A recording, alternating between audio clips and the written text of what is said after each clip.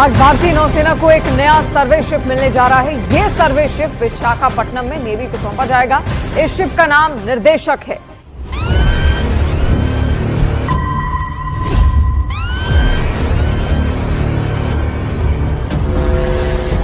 सलमान, कौन सी जंग की तैयारियां कर रहा है भारत? क्या हो गया इसे? भारत इसलिए परेशान है कि भारत पिछले कोई 25-30 साल से अपनी नेवी में इन्वेस्ट कर रहा है और उस इन्वेस्टमेंट के बाद भी आज उनको ये फील हो रहा है कि एक तरफ चाइना है, दूसरी तरफ पाकिस्तान है, तो उनकी ये सारी इन्वेस्टमेंट अभी भी काफ़ी नहीं है। खुदा के लिए कम से कम कोई पढ़े लिखे लोगों को रखें इन जॉब्स में, पढ़े लिखे लोगों को रखें। ये तलाश करेगा कि दुश्मन की पनडुब्बियां समंदर में कहां छिप सकती हैं, गहरे समंदर में कहां हाइड आउट है। आईएनएस निर्देशक का वजन 3800 टन है। एक बार में आईएनएस निर्देशक 25 दिनों तक समंदर में रह सकता है। पहली बात तो मैं आपको ये बताऊं कि अगर वो परेशान हो रहे हैं और घबरा रहे हैं तो ये एक बड़ी खुशआइन बात है आपके लिए भी और मेरे लिए भी, क्योंकि फोर्सेस का एक असल मकसद ये होता है कि अपने दुश्मन को या अपने ओपोनेंट को परेशान करें, घबराएं। और मेरा ख्याल है कि पाकिस्तान नेवी इस मिशन में कामयाब हो गई है। हिलाली साहब, ब्रेन ड्रेन भी तो हो जाता है ना। जो अच्छे पढ़े लिखे लोग हैं, स्किल्ड लोग हैं, वो बाहर चले जाते हैं क्योंकि यहाँ अपॉर्चुनिटीज ही नहीं है। ब्रेन है ही नहीं। अच्छा, माफ करिए, ब्रेन है ही नहीं ट्रेन करने के लिए। फैसल साहब, पाकिस्तान बहरिया की मॉडर्नाइजेशन से भारत क्यों परेशान है? भारत इसलिए परेशान है कि भारत पिछले कोई 25-30 साल से अपनी नेवी में इन्वेस्ट कर रहा है और उस इन्वेस्टमेंट के बाद भी आज उनको ये फील हो रहा है कि एक तरफ चाइना है, दूसरी तरफ पाकिस्तान है, तो उनकी ये सारी इन्वेस्टमेंट अभी भी काफ़ी नहीं है।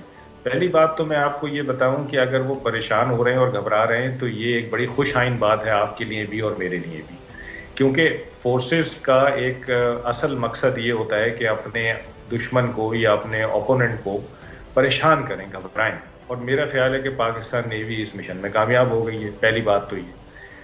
दूसरी चीज़ ये है कि उनको मुझे ये लगता है कि वो अपनी गवर्नमेंट को और अपनी इस्टेब्लिशमेंट को शायद ये प्रेशर करना चाहते हैं कि जी हमारे यहाँ आपने इतनी इन्वेस्टमेंट की है, लेकिन वो इन्वेस्टमेंट अभी काफ़ी नहीं है क्योंकि हमारे दोनों तरफ बड़ी नेवीज़ सामने आ रही हैं। अच्छा, फिर इन्होंने प्लेटफॉर्म्स और इक्विपमेंट तो बहुत बना लिए, कई अरसे से बना रहे हैं, लेकिन आप इनका देखें कि इनके रेट ऑफ एक्सीडेंट बहुत ज़्यादा है। पिछले 7 साल में तो 4 दफ़ा इनकी सबमरीन्स पाकिस्तान नेवी ने पकड़ी हैं।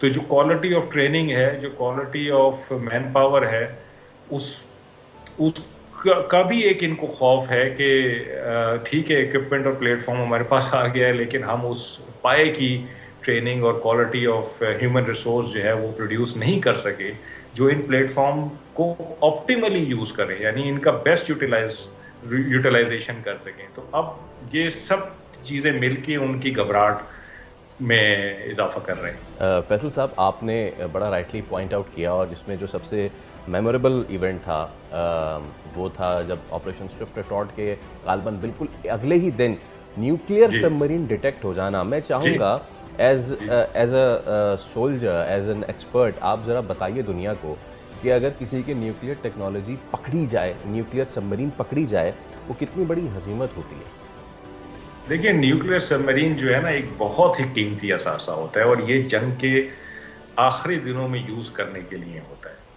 इसको आप शुरू में कभी यूज़ नहीं करते और चाहते ये हैं कि ये पता ही ना चले किसी को कि ये कहाँ पर है, ताकि कोई इसको ना आइडेंटिफाई कर सके ना इसको अटैक कर सके। लेकिन आप शोमय किस्मत देखिए या उनकी ना। नमस्कार दोस्तों, समुद्र में पड़ोसी देशों से मिल रही चुनौतियों के बीच भारतीय नौसेना को अपना दूसरा सर्वोत्तम पोत निर्देशक मिल गया है। निर्देशक को नौसेना में शामिल होने के साथ ही समुद्र में भारत की ताकत और भी ज़्यादा बढ़ गई है। आत्मनिर्भर भारत पहल के तहत कोलकाता के garden ridge शिपर builds and engineers ने इस जहाज का निर्माण किया है। रक्षा राज्य मंत्री संजय सेठ ने सर्वपोत का जलावतरण किया है। इस श्रेणी का पहला पोत आईएनएस संज्ञांक इस साल 3 फरवरी को भारतीय नौसेना में शामिल किया गया था। आईएनएस निर्देशक को समुद्री सर्वेक्षण, नेविगेशन, सहायता और समुद्री संचालन को समर्थन देने के लिए डिजाइन किया गया है। यह एक सर्वे जहाज है। इसे सर्वे वेसल लार्ज भी कहा जाता है। 110 मीटर लंबे और 16 मीटर चौड़े इस जहाज का वजन 3400 टन है। 2 डीजल इंजन से चलने वाला यह जहाज पानी पर अधिकतम 33 किलोमीटर प्रति घंटे की रफ्तार से चल सकता है। तो दोस्तों, कहीं ना कहीं इस जहाज से भारत नौसेना की और भी ज़्यादा ताकत बढ़ गई है। तो दोस्तों, बस आज के वीडियो में इतना ही।